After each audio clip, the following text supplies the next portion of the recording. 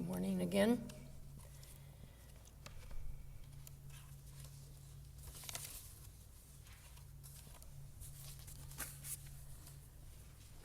When I was 9 years old, I came down with a serious case of measles.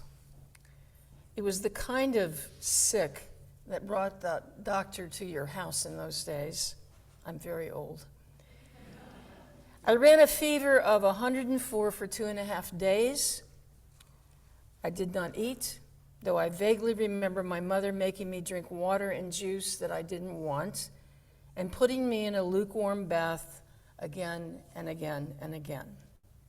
On the third or fourth day, the fever had finally broken, and my mother took me down to the kitchen and said I had to eat something. What she gave me, and I can still picture the bowl in front of me, was milk toast. You have to be really old, because I'm, with due respect, the people who were nodding are really old like me. Milk toast, for those who are uninitiated in this treasure, was what it sounds like. It was a piece of toast which my mother always cut into 4 little squares and placed in a soup bowl and poured warm milk over it. I ate it, either because I was finally hungry or simply because she was so insistent. She could be very insistent. Now, I can't say I loved it. I mean, get serious. This is a really soggy thing to eat. But I did eat it, and I do suppose I felt better once I did. The little story about the prophet Elijah that you heard in the first reading is what, oddly enough, made me think of milk toast. At this point in his life, Elijah had been through the ringer, and as you heard, he had just given up, crawled under a broom tree to die. What's weird about this story is that just days before, he had experienced what should have been a great triumph for him. Elijah had been constantly harassing the king and queen of the northern kingdom, you know, Ahab and Jezebel. Yeah, not good monarchs. And he was harassing them because they had allowed their kingdom to worship the alleged god called Baal. And Elijah had just directly confronted 400 of Baal's priests, and with God's mighty, mighty help, he had won the battle of the altars. If you're interested, read, I think it's 1 Kings 18 or 19. Now, there had been a moment right then when Elijah had believed that Ahab's heart had been turned back to the God of Israel. He was very excited. He ran all the way back to the capital city following Ahab's chariot. But Ahab was not a particularly strong guy, and in fairly short order, Jezebel had talked him out of his alleged conversion. And more to the point, she had issued a warrant for Elijah's death. And so when we meet him today, he'd been running for days. He was finally safe inside the southern kingdom, but then he had left his servant who had traveled with him behind, and he had walked farther into the wilderness. And then he collapsed under that scruffy, scruffy tree. And you heard the rest. An angel wakens him with cool water and a freshly baked cake and asks him to eat. And he eats and he drinks a bit, and then he falls back asleep, and the angel lets him. But then once again, the angel awakens him, more water, more fresh cake, and most of all, a lot of encouragement. Eat, says the angel. You need to get your strength back. Eat, and then you will be able to complete your long journey. Now, what I love about this story is the gentleness of that angel. There's no, suck it up, Elijah. Things could be worse. There's no get going, Elijah. What's wrong with you, you little quitter? Nothing. There's nothing but nourishment and encouragement and the angel's kind presence. And once he's truly fed, Elijah does get up and he walks to Mount Horeb, which we know mostly as Mount Sinai, the place where Moses had spoken to God. And Elijah does that too when he gets there. When he meets God, You know this wonderful story. He meets God not in the whirlwind, not in the earthquake, not in the fire, but in that still, small voice that speaks directly to him. He was able to do this because he had received the bread of life, which in this context sounds a lot to me like milquetoast. Which brings me to the reading about Jesus for today from the Gospel of John, where Jesus says that he is the bread of life. Some of you have heard me complain about this all week. I was not happy to see this text. For most of this summer, we have been in the Gospel of Mark, where, as you know, a great many things happen, and they happen quickly, and Jesus does many things, and then he does many more things, and there's a whole lot of stuff going on. In contrast, in the Gospel of John, I hate to say this, but Jesus seems to me mostly to make a lot of speeches. And in many of those speeches, to my ears, he sounds more like a theology professor than an itinerant preacher who walked among the poor and the oppressed. There, I've said it out loud. You can report me to the authorities. Now, there's probably an explanation for that. Mark was the first gospel written, and it seems to have mainly come from all the stories that had been passed down orally about Jesus. John, almost 40 years later, was the last gospel written, and it was written from within the community that had surrounded, believe it or not, the Apostle John, the only one who died of natural causes. And they'd surrounded him for many decades, probably in the Greek city of Ephesus. The Gospel of John was finished around the year 100, fully 7 decades after the crucifixion. And in all those years, the community of believers in Ephesus had had a lot of time to think about who Jesus was. And so what we get in this gospel truly is a full-blown theology about Jesus. And beyond that, as a very wise preacher recently told me, John has to be seen as a mystical gospel. One has to experience it. So if you're going to read it slowly, read it thoughtfully, take time to think about it. And then this wonderful preacher, which frankly wasn't a very helpful comment, said to me, well, there is this, John is nearly impossible to preach on. Thank you, Kayla. And yet, here we are. So we're stuck with it. Let's give it a try and talk about Jesus as the bread of life. I think we have to start with the recognition that the word bread may not call forth the same associations with us as it did with those in the world that Jesus inhabited.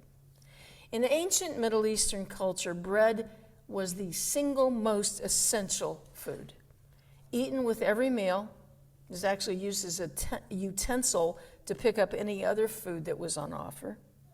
It was eaten when there was plenty. It was eaten in starvation times when bread became the food of last resort. It was thought of as a divine gift from God. If a piece of bread fell on the floor, a person would pick it up and kiss it, then eat it, a tradition that is evidently still alive, judging from some of the accounts I've read this past week. I read one from a man who says that to this day, if he sees a piece of bread lying on the street, he will pick it up and place it on a wall so that it is not trampled on. Bread had and has nearly sacred status. So when Jesus says this, what they hear is bread is the most basic sustenance. Bread is truly the staff of life. When he says it, we can at least imagine the power of the statement, not just then, but even now among all the poor and oppressed around the world and in our own country. However, for those of us now living in much greater affluence, the power of the metaphor may be a bit more tenuous. We have so many dietary choices that I think we might be hard-pressed to name just one food that we consider to be the staff of life. If you asked me whether bread was a staff of life, I would probably become, well, frankly, a bread snob and ask what kind of bread you were referring to. Do you mean, good bread? Or do you mean that Wonder Bread stuff so beloved of children that has, as Julia Child famously put it, the texture of Kleenex? Not that. My snobbery here made me wonder whether we are ready to affirm that Jesus was the bread of life only if we know what kind of bread he would be. I read a lovely essay this week by an Episcopalian priest who once asked a church group exactly that question: what type of bread do you think Jesus was? And she got a very interesting list. Jesus, they said, was a bagel. He was rye bread, toast with jam, morning glory muffins, chocolate tea bread, rosemary ciabatta, my grandmother's sourdough, my grandmother's challah, French toast, a crusty baguette. Just to add to that list, I'm pretty sure that if we asked that question of the children of this congregation, they would say they thought of Jesus as a donut. Now, what I, along with this priest, love about this list is that it suggests that we can think of Jesus not just as the one who meets our needs, but one in whom we take delight, one who is both sustenance and pleasure in our lives.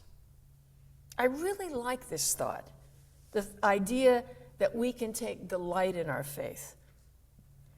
But I do have to wonder if we have wandered rather far afield from the gospel scripture you heard today. Because the context of this whole passage in John is considerably darker. The whole story, by the way, is one you heard from the Gospel of Mark just a few weeks ago. You remember this story? Jesus and the disciples are gathered together because the news has come that John the Baptist has been murdered. And to find some quiet place to grieve, they set out across the Sea of Galilee by boat.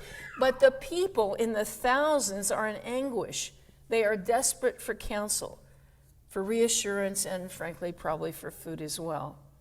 And so this huge crowd marches around the sea and meets Jesus and the disciples on the other side. And that's when Jesus saw that they were, as Mark puts it, sheep without a shepherd. So Jesus shepherds them, heals them, feeds them, all 5,000 of them. And then at last, he and the disciples head back on their boat to the place where they had started. And the crowds are there again because they've run around the side of the Sea of Galilee again. And now, of course, as we enter into the gospel lesson today, they are asking for more. Maybe it's just more food. But even as Jesus acknowledges their physical hunger, he knows that the hunger goes so much deeper than that.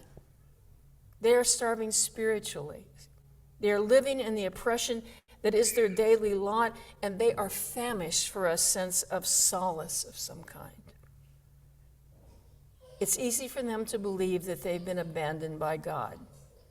That's why they clamor in this passage for manna, that famous food that God gave the Israelites in the wilderness. And I think they clamor for manna because manna was always more than just food. It was a daily reminder that their God was with them. And that is, as it happens, exactly what Jesus promises them. He is, he says, that manna, that bread of life. He asks them to follow him, to learn to trust what he knows so well, that God is with them, will always be with them, will always be there to comfort them, always. God will never abandon them. And he asks them to believe that he will show them the way. What does he say? Whoever eats of this bread will live forever. Jesus is the bread of life because he is what is utterly essential for life. And so I wonder, if we have some difficulty with this metaphor of Jesus as the bread of life, Is it because in too much of our lives we really don't find the presence of God essential? Is it because we have not shared in the sheer misery and hunger and deprivation that so much of the world's population actually lives in? Is it because most of us live in circumstances where, let's be honest, mostly we have never been literally hungry for more than, 45 minutes? Is it because we have so many other metaphorical breads to choose from? Financial success, or career advancement, or the pleasures of consumerism, the acclamation of our peers? Is it because we have never even asked ourselves whether the various breads we greedily consume have really filled our souls? Do we still feel hungry? All those years ago, when I was so sick, I ate the milk toast even though I wasn't crazy about it. But in a profound sense, I know I did love it. I loved it because my mother had made it for me. I loved it because I knew she was taking good care of me. And when I was finished, she would take me back to bed, a bed made with clean sheets. I loved it because it made me less afraid about being sick. Even though I itched like crazy and had already lost a lot of the vision in one eye, I wasn't afraid because she was with me. I knew she would stay with me. You know, I don't think it's ever too late for us to take stock, to examine what we are truly hungry for. I think that this is what Jesus' comment that he is the bread of life means. And even, maybe especially, when we find ourselves in those moments where we've somehow ended up like Elijah, when we have suffered grievous loss or heartbreak or frightening illness and we don't know what to do, we need to remind ourselves of this one true thing. When we are sick at heart and hungry deep in our souls, we can be assured that God will always, always offer us, you know I'm going to say this, a warm bowl of milk toast and sit by our side. Jesus promised that we could count on that. Amen.